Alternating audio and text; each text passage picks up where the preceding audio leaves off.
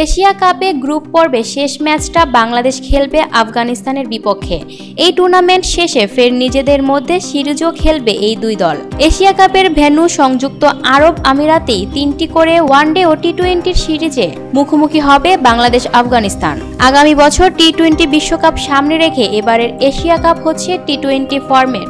সংযুক্ত আরব আমিরাতে 9 সেপ্টেম্বর 8 দলের আসর শুরু হয়। টুর্নামেন্ট চলবে 28 সেপ্টেম্বর পর্যন্ত।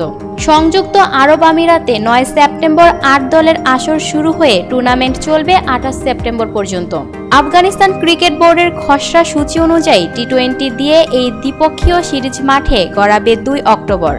সিরিজের বাকি 2 ম্যাচ যথাক্রমে 4 ও 6 অক্টোবর।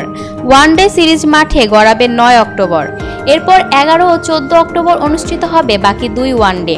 এসসিবির প্রধান নির্বাহী নসিব খান শুক্রবার 15 আগস্ট এই সিরিজের ব্যাপারে বলেন, বাংলাদেশকে এই সিরিজে স্বাগত জানাতে পারায় আমরা গর্বিত।